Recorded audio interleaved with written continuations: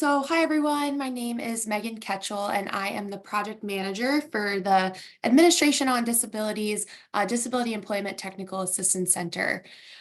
This is session 2 of our peer support for Centers for Independent Living, or CILs, Building Employment Services, Results and Innovation in Systems Excellence e-learning community. And our topic today is going to be retaining and maintaining work, programs and skills for consumers to succeed in the workplace. Move on to the next slide here. So our agenda is just, we're going to do a brief introduction because we did reopen applications for this community so that we could cast a wider net for CILs to participate, and also get you all able to connect with more of your peers. So I'll reintroduce the community really briefly and our facilitators. Then we'll go into discussion and just talk about a few next steps at the very end. Just a note on our accessibility accommodations today. So all of our e-learning community sessions are going to have CART closed captioning services, and that is available today as well. If you require any other accommodations to participate in future sessions, we just ask you to reach out and let us know 3 days in advance by emailing the DETAC Gmail account, which is linked here and also is who you have been receiving updates from over email.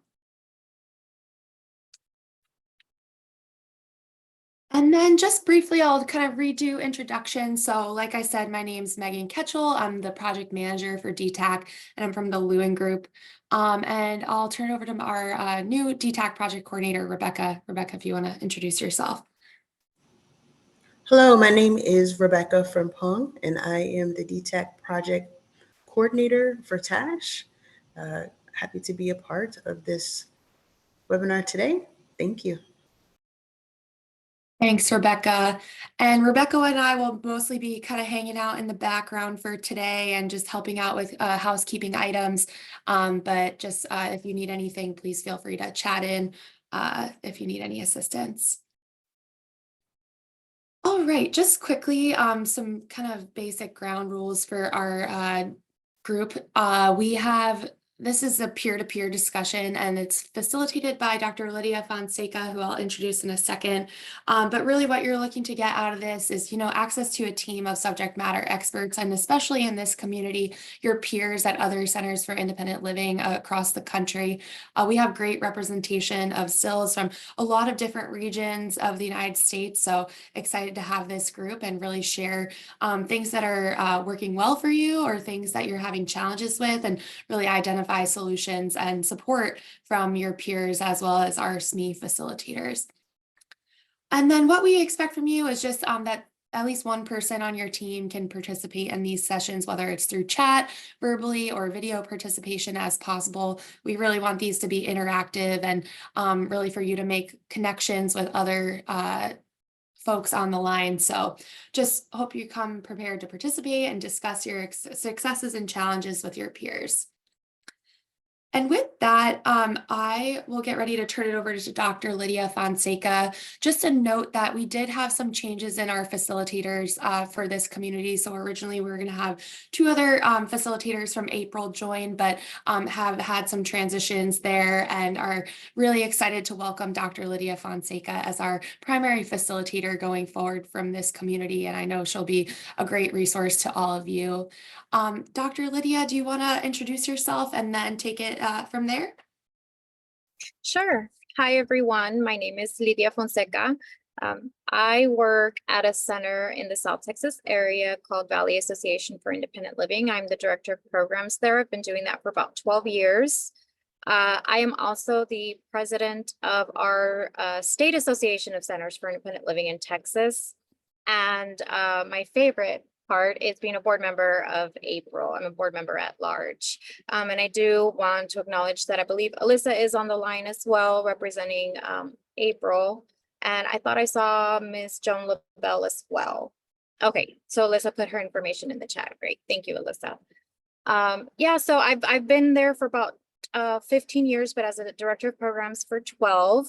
And throughout that process, we have learned and we've grown in terms of employment services for the individuals that we provide services to as a Center for Independent Living. And I just hope that I'm able to act as a guide, or if I can't answer anything, point you in the right direction of your questions that you have when you're developing an employment program at your center, or if you have one and you're looking to see how you can make it grow and expand, or to even just talk about, some barriers that we've all have faced as centers for independent living. So I'm excited to get the discussion going. Thank you. Great, thank you. And I will just say, I know we have quite a few folks on the line today, so I don't know that we'll be able to do round robin introductions, but feel free to chat in if you would like to introduce yourself and your role and what CIL you're joining us from. And with that, Dr. Lydia, I know we have some discussion questions queued up for today. And from here, we kind of just open up the line and allow people to kind of talk through those discussion questions. So we invite anyone to kind of turn on their video or unmute your line and ask questions or respond to some of these questions. But Dr. Lydia, I'll turn it over to you to take it from there. Thank you. Yes. Yeah, so if you want to just use the raise your hand feature or just unmute or turn your video on or post it in the chat and we'll go from there. But just some things that we want to talk about when we're looking at retaining and maintaining jobs for our the consumers or the persons that we serve. These are some of the things that we want to consider. So what I'd like to hear from folks today are what are some of the work readiness skills that you guys think in the roles that you serve or that you may supervise, do you think that consumers should obtain or focus on primarily to help them increase their chances of obtaining integrative employment? Is there something that you guys kind of see a trend in terms of skills across the board, or is this something that you'd like to share in that sense? And I'm trying to see if there's anyone putting on the chat. Not seeing anybody in the chat just yet, just introduction so far, but if anyone would like to respond to that first question or has thoughts, yeah, feel free to unmute your line or chat in. Yeah, so and when we're looking at work readiness skills, or okay, problem solving, I do see someone with problem solving. Absolutely. I think across the board, no matter what field they're kind of looking into or their work interests or personalities are, problem solving is absolutely one of those skills that they should focus on to help increase their chances. I also see resume preparation, absolutely, from the very beginning, while they're looking for that job, depending on how they're preparing their resume and the kind of detail that they put in there, and really focus and hone in on the skills and transferable skills they can do is going to make a difference for them to at least obtain that employment, right, and increase their chances. I do see someone with their hand raised. Rich? Yes, I was Rich Luby, Connecticut CILs. One of the biggest things that I'm really striving to help consumers with is individualized approach, and specifically catering to someone's interest, level of background, and passions. Easier said than done, but I really think that if we leverage that, we identify an area of expertise that we could pull from, but also answering your second question, it also helps with maintaining the employment because somebody is bought into that. You said it perfectly. Absolutely. Yeah. And there are actually some assessments that have been developed, and I'm happy to share the templates that we use too, where you can really look at work personalities, work skills, work interests, specifically when working with persons with different types of disabilities. So for example, at our center, we have certain assessments when we're working with maybe someone with a developmental disability, or maybe if we're working with a deaf and hard of hearing population, or if we're, depending on the cross disability, it's important to make sure that you personalize that on an even deeper level. Like you mentioned, each person is unique. For example, no two persons with the same type of disability are going to have the same type of work interests, right, or personality. Yeah. So you're really using that person-centered approach. So thank you for sharing that. Absolutely. Yeah, I think of it more along the lines of disability or not. Like, think of all of us on the call. Would we really be employed at a place we truly don't like going to, or we really just aren't bought into? The mission alone for these CILs, why are we even here, right? It's because it resonates with us. It's something that we're passionate about. And so that should be the same approach for anybody.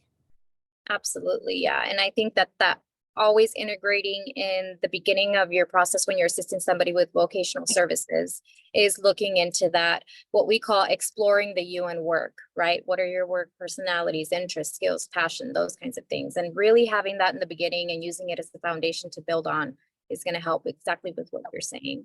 And I think that if we also apply that within, with one of the comments that someone else said with resume preparation, right? So if you really apply that when you're doing when you're working with them to build their resumes, they should really have, if they're applying for different positions and you're helping them with that, each resume is going to look different.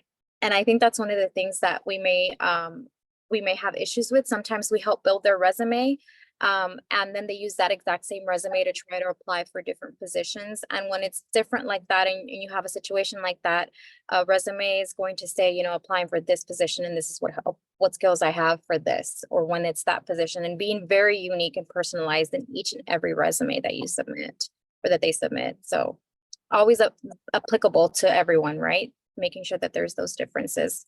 On the chat, I'm also seeing working on communication skills, organizational skills. Yeah. Entrepreneurship, that's a very interesting one and a great one, but we don't see that a lot in terms of something that you want them to focus on to increase their chances of obtaining integrative employment. But I think it's an absolute important one. And I don't know if Leslie, you'd like to share a little bit more of where you've seen that or why you think that that would be important for someone to focus on, either on the chat or if you'd like to unmute. I'd love to hear how you would apply that or how a consumer would apply that you're working with. Hello, everyone. I am a civic, and I see a lot of those like an opportunity for people with disabilities to maybe that could be an option. And I have discovered that this is increasing every time. So just mentioning, you know, something probably that we could see in the future, that we can provide that options to people with disabilities. Absolutely. And you mentioned you're a CWIC, so where you do the work incentive program, correct? Yes, I do. Okay, perfect. Yeah, and I would have to agree, a lot of the times what we're seeing with our inclusive job fairs, at least in our area, which we'll talk a little bit more about later what that looks like, it's a lot of entrepreneurship and people being self-employed and gaining access there. So thank you for sharing that. I think I heard Kim. Oh. Would you like to share something? Oh, did I unmute? I didn't even mean to, but I guess what I put, I don't know, I didn't mean to do that, but yeah, I put in the chat that follow-up skills I thought would be something I'd like to hear more about, how, you know, you guys teach people how to, you know, follow up, and, you know, like what, like appropriate, like time to follow up, and how, you know, how to do that. Cause I feel like that's what I run into a lot of problems with. Like, you know, we'll do all this work and they'll, you know, make resume and like apply and everything, but then a lot of people will kind of sit there and just wait. And I just think following up is a more proactive way to, you know, to obtain employment quickly. So Absolutely. I think one of the things that I've seen, like, for example, when we've had like interns or students or volunteers, when they go through the process, they're learning, and then when they're done with their hours and they send like thank you notes or follow-up, those are the ones you remember in the future when they're going to apply again, right? And I think that's applicable both ways. So absolutely, I think follow-up skills and when to do that in a timely manner and how to address that is important. And I see Rich also has his hand up. Yeah, I just wanted to add to that conversation. I really have noticed that there has been a disconnect on application lifecycle. So gone are the days that you could walk into a business and shake the hands with a hiring manager and then you're good to go. Usually applications are online and it's an ATS, an applicant tracking system. And so you're going into a pool of just digital resumes.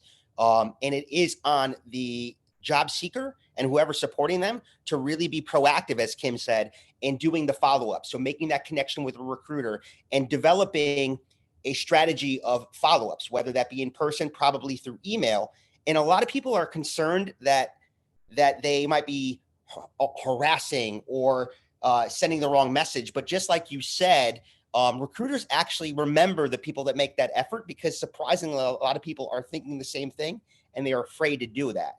And these follow-ups could be very succinct and simple, you know? So I would really urge people to really work with their consumers to do that. Thank you for adding to that. And absolutely, I 100% agree. You do see that it makes a difference, and but timely, right? And knowing when, and depending on the field and position that you're applying for. And if there is a lot of options to do it, to communicate like via email where you're sending in your application, there's a lot of things to consider, but it's absolutely a plus. And I think that's one of the things that we really need to focus on with our, when we're providing our vocational services. So thank you for sharing that. I also see on the chat, make sure that I address everyone's comments. Preparation for job resumes, dress code. So is that something that you guys have seen often when you're assisting persons with vocational services? Dress code depending on the job, or even just when we're thinking about the interviews, if they do have secured interviews. What have y'all seen?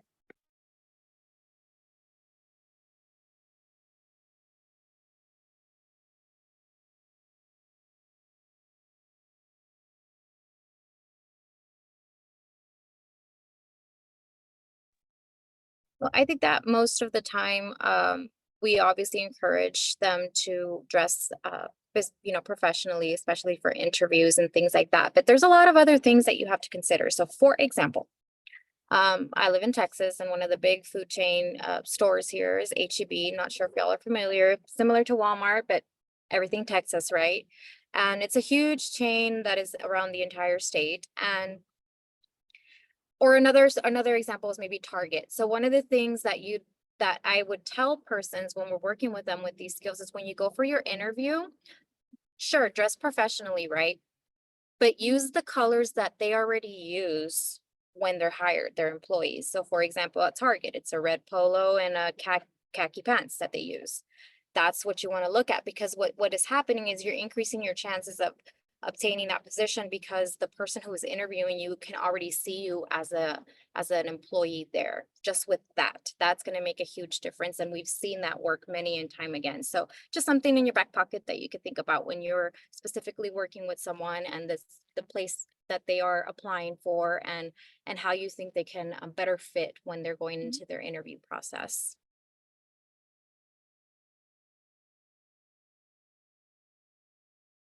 Another thing that I see here are mock trials.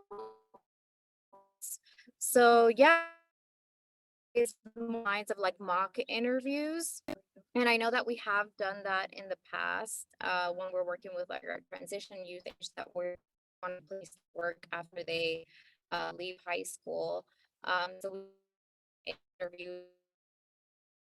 And then we also do what we call, could y'all hear me? Yeah, you're going in and out for a minute. I think it might be video. I'm not sure if you want to, or Okay, let me see if I stop my video. Better. Can y'all hear me there? yeah, that's a little clearer for now. Okay. One of the things that I wanted to talk about is what we call inclusive job fairs. And I'm not sure if that's something that persons have implemented, but I'd love to hear if this is something similar that y'all do, or see y'all, or something y'all would be interested in doing. And so they're called inclusive job fairs, and there's two different ones that we have, just our inclusive job fair, and then we have a reverse job fair. I don't know if anyone's heard of that, but a reverse job fair is where the consumers, or the job seeker, are the ones that are tabling the event, and employers are invited to come to each of the tables and meet with each job seeker, and then they get to the job seeker gets to interview the employers that are stopping by. So it's a different and unique kind of way for employers and businesses to really look at a whole pool of applicants and do kind of like their initial interviews across the board to see who who best fits in their agency. And it also gives the job seeker the opportunity to have a little bit more of a leadership style to be the one to be able to ask those questions. And when we're looking at a regular inclusive job fair, those are just job fairs where we have businesses and employers looking to hire, but it's specifically grounded on hiring persons with disabilities, and they go through training before then. So they're very well aware that the persons that are looking for jobs that are going to be coming to their tables are persons with different types of disabilities. And as a Center for Independent Living, what we do is we prepare them before they go in with like an accommodation request form. And I think somebody on there already talked about requesting accommodations, right, as part of a skill. And that's absolutely right. So we have a demonstration lab that is set up before they go in with different types of assistive technology or different kinds of DME or things that they may need to be able to be successful in their role in the job that they're applying for. They kind of do a hands-on demonstration, kind of see what they would more than likely know they would need. And we assist them with filling out that accommodation request form. And when they're going to the tables, they basically already talk to the employer, show them that form, say, this is from beforehand, I want to show you what it is that we may need. And I already have a resource like our local Center for Independent Living to assist us with doing this. And I can connect with our local vocational rehab, state vocational rehab that can assist with this as well. Or if you feel like this is something that you already do or can do at your job, this is what we're looking at. And so from the get-go, while they're doing those initial interviews and meeting with them, they have that in the front, and that's been very successful as well. Okay, so I see a lot of comments on here, and we can talk a little bit more about those inclusive job fairs. I do see someone that says our CIL often has to do a lot of advocacy with certain cases with voc rehab to ensure consumers are receiving any available services through VR that may better equip them for employment. Absolutely. I think CILs are in the perfect position, obviously, as a core service to provide advocacy, but sometimes we're doing more than what we feel we should, right? Because vocational rehab should know the basis and the foundation of doing this, right? But that's why we exist as CILs, because we have that lived experience as persons with disabilities as well, and we can have a better perspective to explain and advocate with our consumers to voc rehab. Okay, so one of our second discussion points that I'd like to talk about, see if we can all chime in, is how can we assist our consumers in maintaining employment? So let's say we've already helped them obtain it. What are some things to ensure that they continue having that employment? A little bit of what we would call supported employment services, but not so intense like voc rehab does. But how can we assist them with that? What are some things that you think you should be looking for or should plan for when you're working with their vocational goals? So let's say we're working on their ILPs, right? On their individualized living plan, independent living plan. And we're working on certain goals after they obtain that vocational goal. What are things that you think we should be putting there so we ensure and we help them maintain that employment? What would y'all say?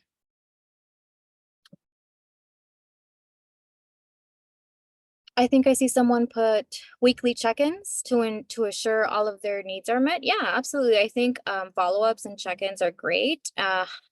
Time frame of how often you do it is going to be very unique to each individual.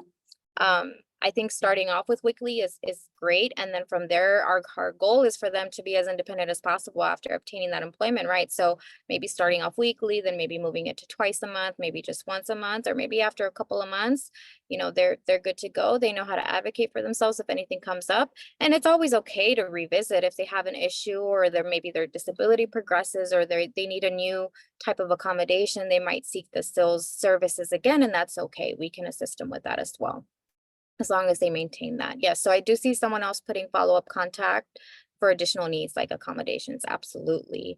Has anyone done that in the services that they do and have come across any kind of barriers after they've maintained employment when trying to assist them with that?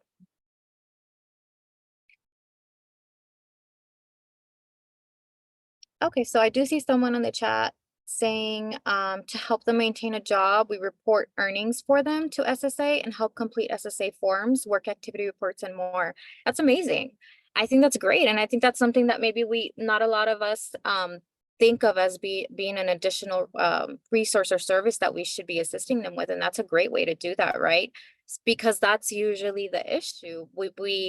To even start looking for work, benefits is always a question, right? And then once we educate them on that and get everything settled afterwards, what if they're doing such an amazing job, they're getting raises or they're getting overtime, and that may affect their benefits moving forward. So I think focusing maybe on that end with them would be really great. So good job, Karma, for doing that at your center. I also see Sherelle Danielle saying self-evaluation to see how they feel about their performance and their job. That is a really neat idea. I don't think I've ever thought about that before, but you know, when we're looking at as a supervisor and having staff that I supervise, when I'm looking at staffing and management and policies and our board and all of that, I've always said self-evaluation is key. And this is a great idea to really transfer that concept to our consumers and when they have a job. So thank you for sharing that. That is something that I think would be essential so they can really be able to know if they're having any issues or maybe, yes, disinterest in the job or anything like that. And Leslie says same here. Thank you for sharing that. Also, one of the things that I think is important, and I don't know if some of you guys do this, and this is what before when we're helping them obtain employment, is the type of things that you guys do. I know we talked more about you know, what type of work readiness skills they may need to help them increase their chances of getting employment. But another thing that is really neat to add to that is the concept of job tours. So what that is essentially, you know, working with businesses to see if they open up their area and be open to a job tour where you can go with the person you're working with, the consumer that you're helping assist with the vocational goals, to do a job tour so they can kind of see how it looks day to day in that place of employment, the type of maybe work environment and the type of maybe products that are produced or persons that they have to interact with. And that is actually very essential because there may be somebody who's really interested in working maybe in retail or working at a clothing store. And when they go and do the job tour, they realize that that's probably not something that they really would like to do. So from the very beginning, you eliminate those potential disinterests that they may find once they get the employment. One of the things that I've seen when we've done that is somebody who loves children, wants to work with children, and they wanted to be a teacher's aide at an elementary school.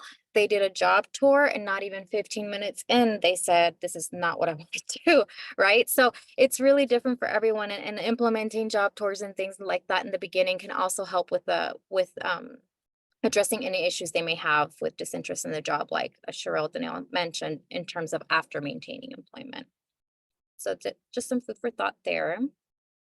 Our last discussion point, but before we move to that, I wanted to see if anyone else would like to add or discuss any kind of things that they specifically do at their center that has helped them maintain the job that they're actually interested in and passionate about. Yeah, and Dr. Lydia, I just want to chime in really quickly that just for everyone's awareness, you were muted when you joined, but you should have the ability to unmute yourself if you'd like to chime in here, and we really invite you to do that. So sorry, I just want to make sure that administrative item was clear, but yeah, I'll turn it back over to you. Okay, thank you. Yes, and I'm trying to go through the chat too because I feel like I may have missed. Oh, if y'all are okay, I'd like to go back to when we were talking about the type of skills that consumers may need to focus on to increase their chances of obtaining employment. And we were given the example of maybe dressing like the colors, at least, of the place where they were wanting to work. I see in the chat that Lori Kimura mentioned that they recently did a suit up event with JCPenney to help consumers prepare for a career fair that they were hosting. JCPenney was wonderful to work with, and they received 30% discount on career apparel. Our first inclusive fair is April 6th. Wish us luck. The best of luck to you guys. It's gonna be great, I think so. And preparing in this kind of way is amazing. Another thing that I've seen along those lines, Lori, is lending closets. I don't know if y'all have heard of that. So I know that centers may not have a developed employment services program, or, you know, they've had issues or barriers, or some have a really great one, or some are looking to expand. But one way you can get involved to start off that takes minimal staff time, because I know that's one of the biggest issues, that and funding, of course, to be able to do an employment program, is the concept of lending closets. And what that is we basically request donations from our local community of work clothes that they no longer want or need. And this is business professional clothes. And people are constantly having tons of clothes that they no longer use, right, or fit.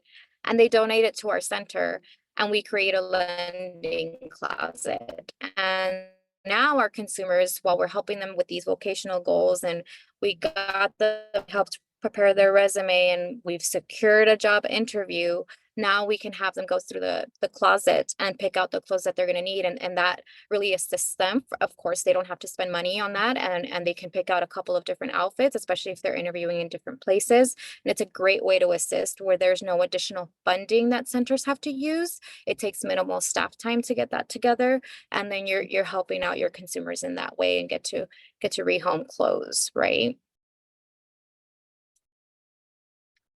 I also see that S. Fenton mentioned an example subsidy letters are really great to provide to our consumers on SSDI.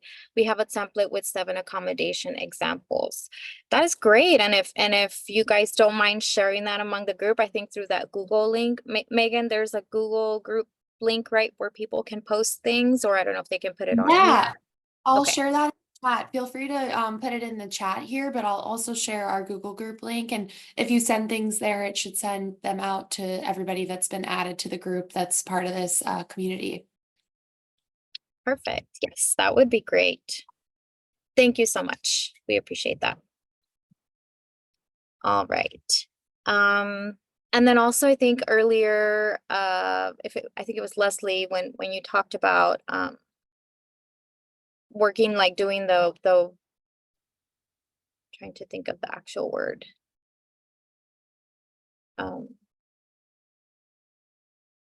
When you're helping them with their SSA and reporting all of that. Do y'all have, well, as a CWIC, I think you guys have specific templates, right, through your grant that you have to use? I'm trying to go back through the chat. There's a lot of people contributing in the chat, so it's a long list. So that's good. Okay, so I think that was S. Fenton who. Oh, it was Fenton who had mentioned that. Yeah. Okay, thank you. Mm-hmm. So I do see here earlier, people were talking about many of my clients receive interview clothing and work clothing from vocational rehab. And that is true. I have seen that the vocational rehab programs do fund that. I think they can also fund like gas cards to go to interviews and things like that. At least in my state, there's a really long process. And sometimes there has to be so much justification to be able to get a purchase like that, which is why we decided to start doing the lending closet. But that is an excellent way to do it, because that is one way VR can assist as well. And I see that Mariah had put helping them find office clothes from donation agencies. Absolutely, but there's no reason why your center can't be one of those agencies, right? And that way they can just.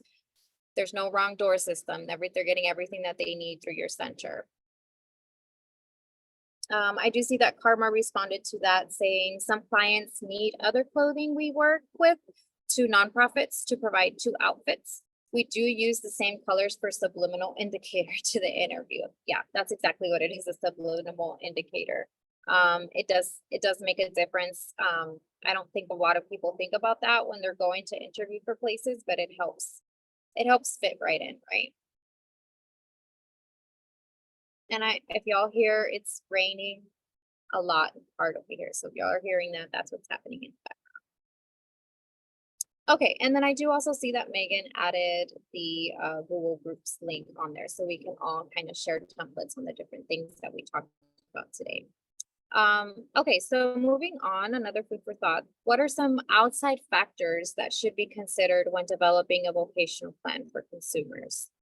So in other words, when you're working with them, what are some things that you should consider or should help your consumer kind of consider and think about when you're developing that plan or that goal for them? Because there's a lot of outside factors that come into play that create these barriers. And we all know that, because we could have a great, beautiful vocational goal on their ILP, but there are many things that are probably going to get in the way of them actually complete it in the time that they would like to complete it. And there's many things that we can look at. What are some things that you guys have come across or think that we should consider? Transportation. I was just waiting for the first person to put that.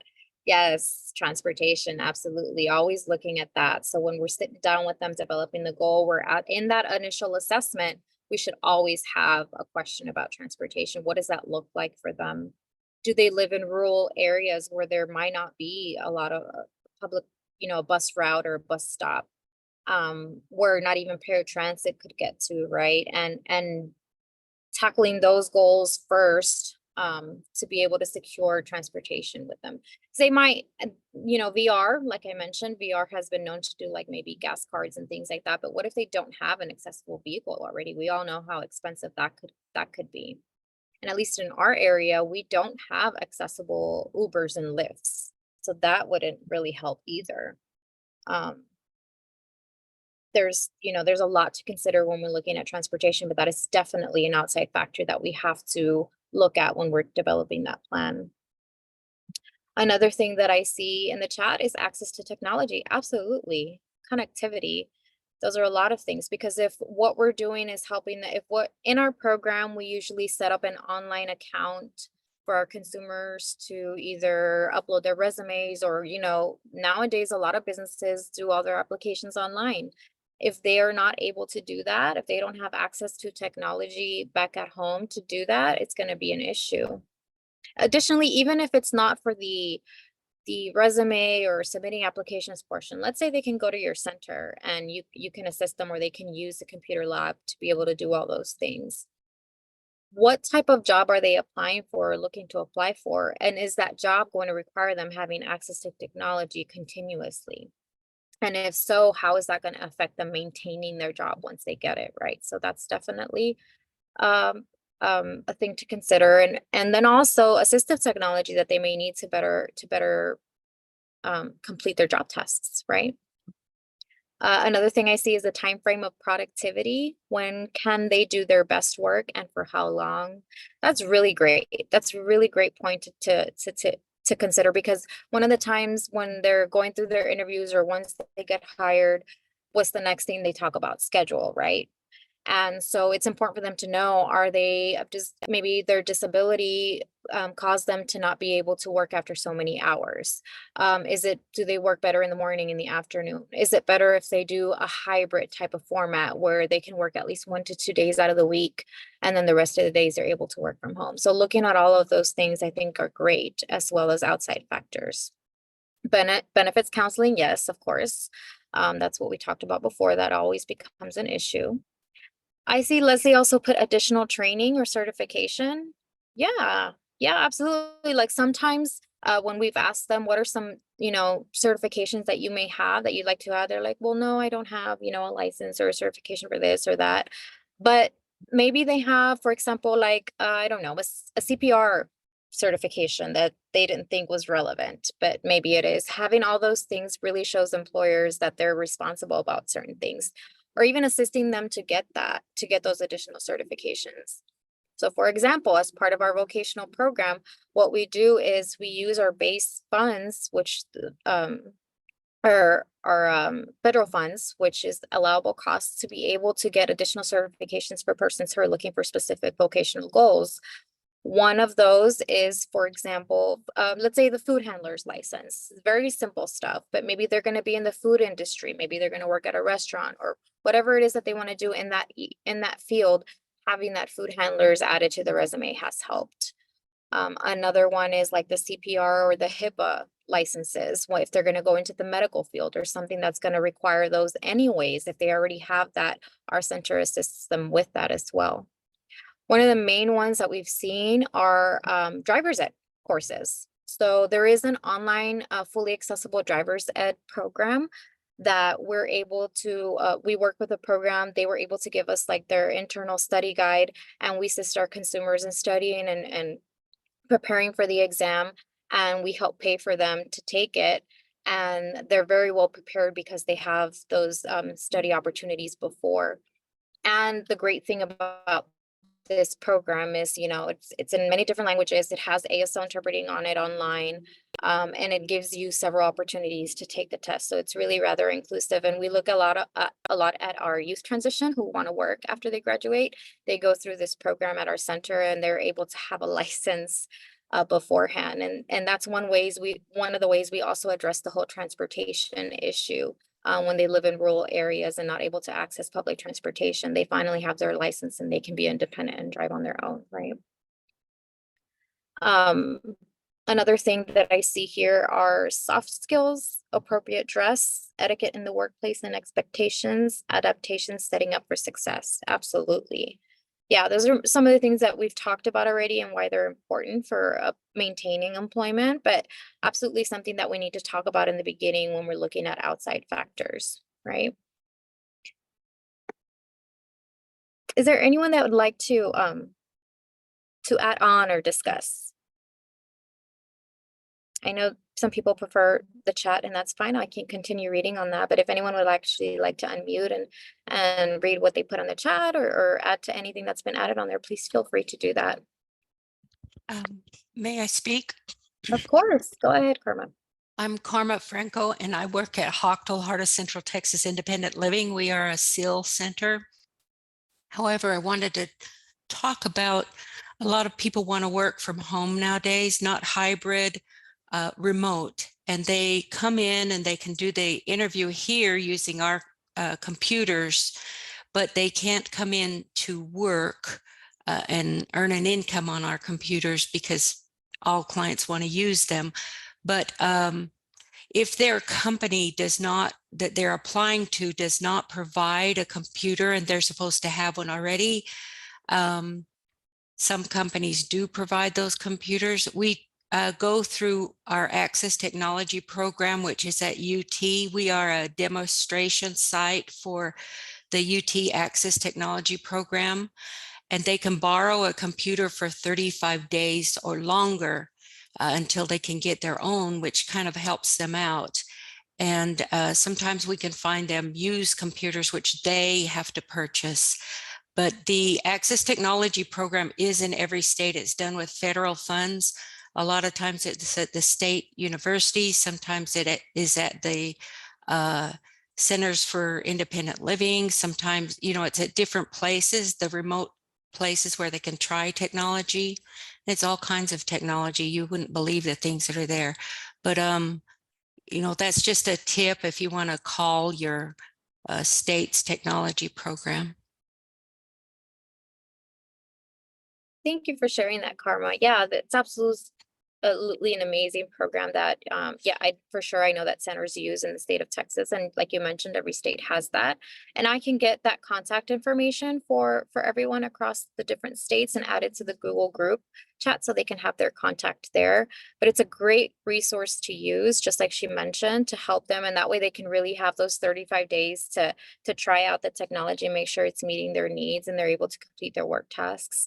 And then from there, you know, they could either purchase it, or maybe the center has a program that can help them purchase the equipment as well. So it's a great resource. Thank you for sharing that, Karma. I also see Sherelle mentioning, I would say for us, knowing how to approach and build rapport with employers, doing our part to educate and support businesses so we have more options for accessible, accommodating employment opportunities.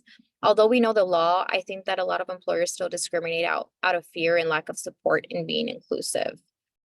100% agree, Sherelle. And I think that's like an outside factor that we definitely need to take into consideration. And I think a lot of CILs do a lot of education and awareness to employers, but sometimes it's, you know, it's hard to do that. So some of the tips that I recommend that I've seen be a little bit more successful when we're looking and trying to approach businesses is working with our chambers of commerce.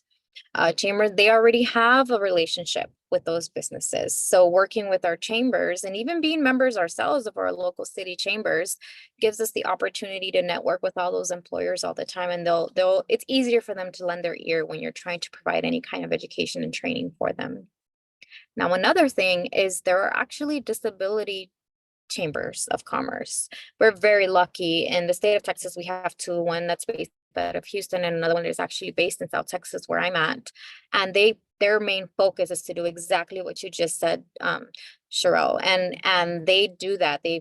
Any employer or business that is part of their membership, and even when they're going out and doing outreach, they're talking about all of this. And so we use them as a support so they can tackle on the business side of the portion. And then our CILs working directly with the consumer. And that's a really great relationship and collaboration to be able to do that. Now, not all places, not all states, and not all cities have disability chambers, but working with the local chamber of commerce can still assist with that as well. At least to get a list of people and businesses that you can go out to and reach out to and conduct presentations for. Okay, I see that Cheryl put that you would love to connect with them to get some tips for the Dallas. Absolutely. I will put their contact information on that Google Drive that you guys would all get. They would be happy to talk about that. Okay, so we've talked about, the work readiness skills that we think consumers should really obtain and focus on to help increase their chances. We talked about resume building. We talked about, that subliminal indicator of dressing like the employee there so you could really feel like you're part of the job. Different types of skills like time management. I remember Leslie bringing up entrepreneurship, something like that as well. Communication skills, organizational skills, problem solving, I think was the very first one that we talked about. Those are all definitely work readiness skills that we should all keep in the back of our minds when we're helping our consumers develop those goals. Because when we start with that foundation, it's gonna only build from there, right? And then really, like what Rich said, really focusing on their unique passion and interests, and having an assessment that really looks at that way before you even start working on that goal is going to help you do that. Another thing I think we talked about were the job tours, right? That helps a lot as well. And the chambers are the ones that usually assist us with securing that, but you could also do outreach and hopefully they would allow to do that. And then when we talked about assisting consumers in maintaining employment, what can you do? A lot of what was said in the chat was follow-ups. How often you're going to follow up and making sure that you assist them with that. I think another great recommendation was assisting them with their benefits and all of that, the forms that they have to fill out afterwards to ensure that they continue receiving benefits and and maintain their employment as well. That's a great way for us to assist.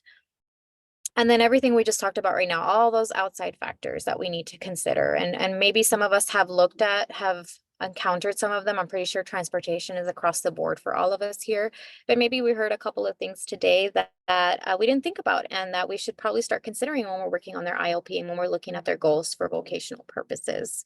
So for sure, I think that we talked about a lot of things, and I think you guys are all doing an amazing job. And hopefully you've learned from your peers on the different kinds of tips and recommendations you could do to tackle on these three really main things when we're looking at retaining and maintaining employment for our consumers. And I don't know if there's anything else that anyone would like to add or any burning questions. This is a great time. We still have a little bit of time to discuss something that's related to really retaining and maintaining employment. There's a lot of great topics that are going to come up each month in our next sessions, but today we're really focusing on how to retain and maintain that employment and what kind of programs we can develop at our centers.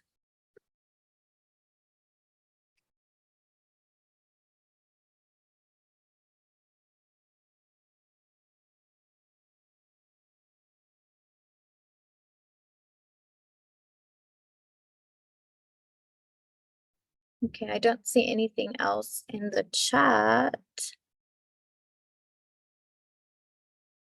Megan, I don't know if anyone is sending anything directly to you. No, I'm not seeing anything new coming in. So if anybody does have questions, chat them in or come off mute. But if we don't have any questions, I can kind of get us ready to close out, whatever works. Yeah, okay, that's fine. Yeah, if you want to kind of wrap it up, but there's a lot of great stuff that people were talking about today. I think we talked about a lot of things, and there's going to be a lot of things happening through that Google group link. Y'all are going to get a lot of notifications after this call, so just know that, because we'll be uploading the things and the templates that we'd like to share with everyone. Yeah, and I think somebody already sent something. I can't remember in the group. So thanks for doing that. I think Stephanie was already on top of it, of sending one of the resources. So that's awesome. And thanks for using that. And I was going to say, if anybody does have any trouble, I know that sometimes the Google is not always 100% accessible if you don't have a Google account. So, but if you have any trouble, just please reach out to the AOD. I'll put the email in the chat, aodemploymentta@gmail.com mailbox, and myself and Rebecca will help troubleshoot with you and make sure you can get access to those. Yeah, and I also added my email, if that's okay, just in case. Yeah. And I can also assist with distributing that as well. Great. Thank you. All right. Well, thank you so much, Lydia. This was a really great discussion, and thanks you to everyone for contributing today. I know our chat was super active. Just a couple of quick housekeeping items before we close out. So our next session is going to be on Thursday, April 18th from 2 to 3 Eastern. Again, the link for the Google group is here in the slides, and those slides should have been attached to the reminder email you got yesterday. And then you'll also get a follow-up email with the link to the recording as well as the slides from today's session, either tomorrow or Monday. Just as I mentioned, sometimes Google doesn't play nice with other platforms. So just add the Google group email to your safe senders list in your email if you're not getting the notifications. And then if you have questions for our facilitator, I know Lydia dropped her email in the chat, and it's also pictured here on the slide. And then otherwise, if you have any other logistics requests or need accommodations for any future sessions, our DETAC Gmail account is listed here on the slide as well. All right, well, I think that is about everything for today. Anything else to add, Lydia, before we close out? No, but I think this is a great group. I think I'm really looking forward to our next discussion and the things that we're going to be talking about moving forward. So thank you for all that you guys do. Awesome. All right, thanks everyone. Bye, everyone.